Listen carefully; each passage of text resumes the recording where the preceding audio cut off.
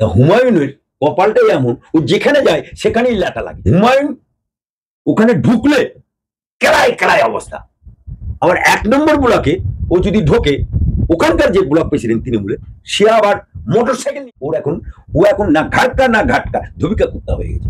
ঠিক এই কারণে লোকসভা নির্বাচনে ও বাজারে রাজনীতির ময়দানে বিশেষ ও একটা অভিষেকের সাথে আন্ডারস্ট্যান্ডিং করেছে যে আমি যদি মুসলমান ভোটটা মমতা না পায়, তাহলে যদি অন্যদিকে টান নিয়ে নেয়, ইনভেস্ট করবে অভিষেক স্পন্সর বিভিন্ন, এই অঙ্কতে ও বিজেপি করেছেন, কংগ্রেস করেছেন, এখন আবার 15ই আগস্ট পর্যন্ত ডেডলাইন বেঁধে দিয়েছেন তিনি নতুন দল করতে পারেন যদি তার দাবি পূরণ না হয়। ব্লক নেতৃত্বকে বদলের কথা বলেছেন। আপনারা হুমায়ুন কবিরকে কতদূর চেনেন আমি জানি না, কিন্তু আমি ব্যক্তিগতভাবে হুমায়ুন কবিরের সাথে অনেক দিনের সম্পর্ক।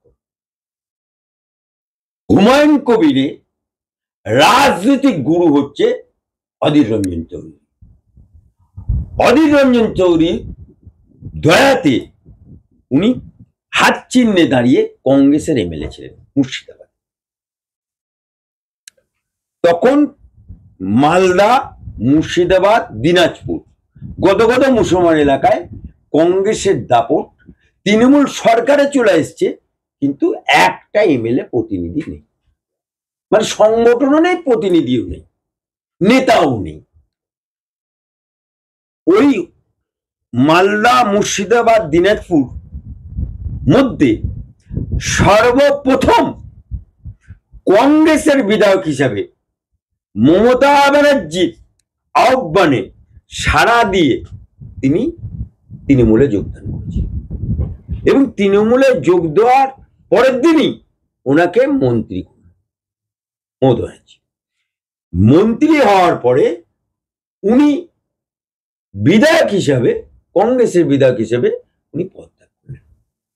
অ্যাজ পার রুল অনুযায়ী উনি পদত্যাগ করলেন এবং 6 মাসের মধ্যে নির্বাচন কমিশন ওখানে ঘোষণা করলেন। উনি মন্ত্রী, কিন্তু তখন মন্ত্রী থাকাকালীন, তৃণমূলের মন্ত্রী থাকাকালীন ভোট হলো, উনি হেরে গেলেন কংগ্রেসের কাছে। তারপরে উনি তৃণমূল ছেড়ে দিলেন, হয়ে গেলেন নির্দল। তারপরে কিছুদিন পরে লোকসভা নির্বাচন হলো, উনি হঠাৎ করে 180 ডিগ্রি ঘুরে উনি বিজেপির বহরমপুর লোকসভার ক্যান্ডিডেট হলেন, এবং তখন বিজেপি প্রতিটা ক্যান্ডিডেটকে লোকসভার কোটি কোটি টাকা দিয়েছে। আমিও লোকসভার বর্ধমান দুর্গাপুর লোকসভার 2009-এর ক্যান্ডিডেট ছিলাম, তাই আমি জানি তখন হয়তো কোটি টাকা দিত না, সামান্য লক্ষ টাকা দিত। সেই কোটি টাকা নিয়ে একটা বুথেও টাকা দেয়নি, একটা বুথ কর্মীকে বিজেপির টাকা দেয়নি, একটা বিজেপির মন্ডল প্রেসিডেন্টকে টাকা দেয়নি, একটা টাকা কোথাও খরচ করেনি। হেরে গেল। হেরে যাওয়ার পরে ওই যে কোটি কোটি টাকা, ও সমস্ত টাকাটা নিয়ে এসে টাকা লোভী, পুরো 7 লক্ষ ভোটে জেতা,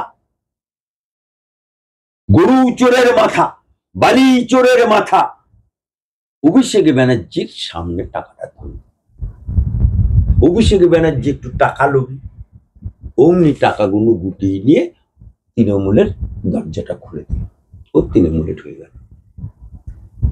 ঢোকার পরে যখন, একটা উদাহরণ দিচ্ছি, ধরুন মুসলমানদের বাড়িতে যদি দুধের হাঁড়িতে বিড়াল মুখ দেয়, সেই দুধটা কেউ খায় না, কিন্তু মুসলমানরা সেই দুধটা বাড়িতে কেউ খাবে না, ফেলে কেন দিবি?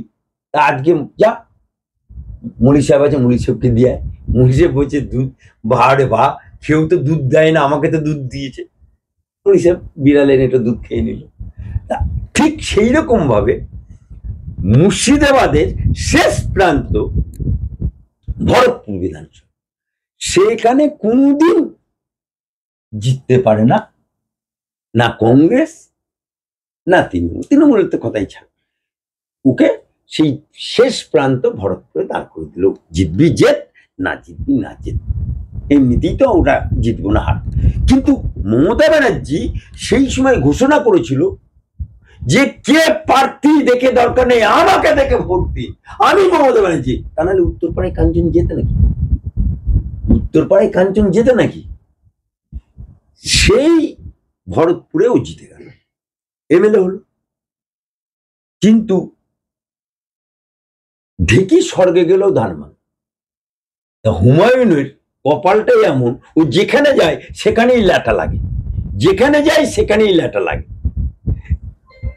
কিছুদিন যেতে না যেতে ভরতপুরের দুটো ব্লক, একটা 1 নম্বর ব্লক, একটা 2 নম্বর ব্লক। 2 নম্বর ব্লক হচ্ছে সালার, আর 1 নম্বর ব্লক ভরতপুর।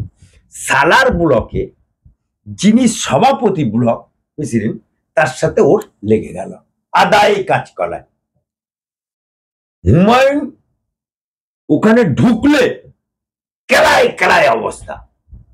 আবার 1 নম্বর ব্লকে ও যদি ঢোকে, ওখানকার যে ব্লক প্রেসিডেন্ট তৃণমূলে, সে আবার মোটরসাইকেল নিয়ে তারা করে। ও এখন না ঘাটকা না ঘাটকা, ধবিকা কুত্তা হয়ে গেছে। ঠিক এই কারণে লোকসভা নির্বাচনে ও বাজারে রাজনীতির ময়দানে ভেসে থাকার জন্য ও একটা চমক দিল। কি চমক? না 70% আমরা, 30% ওরা, মেরে গঙ্গায় ভাসিয়ে দেবো বলে দিল, বাজারে হিট হয়ে গেল। আবার ওই কথা বলার পরে বলে ওটা রাজনৈতিক কথা আমি বলেছি, ওরা আবার স্বীকার করে। আবার বিজেপি শুভেন্দু হিন্দু হিন্দু হিন্দু করতে লাগলো, ও সেই মৌকাটা নিয়ে মুসলমান মুসলমান মুসলমান মুসলমান করতে লেগে। যে কোনো জায়গায় যে কোনো দলে হিন্দু হিন্দু করলে হিন্দুরও কিছু আকর্ষিত, মুসলমান মুসলমান করলে মুসলমানরাও আকর্ষিত। এই যে মুসলমান মুসলমান মুসলমান করতে শুরু করে দিল, এই জায়গাটা ও ক্যাচ করে একটু মুসলমানদের মাসিয়া সাজতে গেল। আর মাসিয়া সাজতে যাওয়ার জন্যই ও ঘোষণা করেছে যে আমি ডেডলাইন বেঁধে দিলাম। এটাই হচ্ছে আসল ফ্যাক্ট। কিন্তু তার পেছনের অঙ্কটা কেউ জানে না। পেছনের অঙ্কটা হচ্ছে মমতা ব্যানার্জি 21 সালের আঁকড়া দেখুন 5 to 7% ভোট পেয়েছে হিন্দুদের, বাকি সব মুসলমান ভোট পেয়েছে। কি বিজেপির জুজুর ভয় দেখিয়ে সেই মুসলমানরা এখন মমতার উপর খেপে গেছে। বিশেষত মুর্শিদাবাদ, মালদা, দিনাজপুর, উত্তর 24 পরগনা, দক্ষিণ 24 পরগনা, মুসলমান অধ্যুষিত এলাকাতে মমতার ভোট ভাঙতে শুরু করেছে। হুগলিরও কিছুটা অংশ। তা নাহলে কাসেম সিদ্দিকীকে নাই যে বলল যে মুসলমান যারা তৃণমূল করবে মরে গেলে জানাজা পড়া হবে না, ঠ্যাং ধরে নবান্নে টাঙিয়ে দেওয়া হবে। তৃণমূলের সব চোর চোর চোর, তাকে দলে নেয়, অর্থাৎ গ্যাডিস। সেই জায়গাতে ও একটা অভিষেকের সাথে আন্ডারস্ট্যান্ডিং করেছে যে আমি যদি মুসলমান ভোটটা মমতা না পায়, তাহলে যদি অন্যদিকে টান নিয়ে নেয়, তাহলে মমতার খাটিয়ে খাড়া হয়ে যাবে। সেই জন্য অভিষেকের সাথে একটা গোপন সলা পরামর্শ হয়েছে যে তুমি বিদ্রোহ ঘোষণা করে তুমি বেরিয়ে চলে আসবে, আলাদা একটা দল করবে মুসলমানদের, এবং মুসলমান ভোটটা টেনে নিয়ে যদি আমার এমএলএ শর্ট পড়ে তুমি সাপোর্ট দিয়ে তুমি সরকারটা গঠন করবে, তোমাকে একটা মন্ত্রী করাবে। এই গোপন সলা পরামর্শ এবং টাকা যেটা লাগবে সবটাই ইনভেস্ট করবে অভিষেক, স্পন্সার বিভিন্ন, এই অঙ্কতেও খেলছে।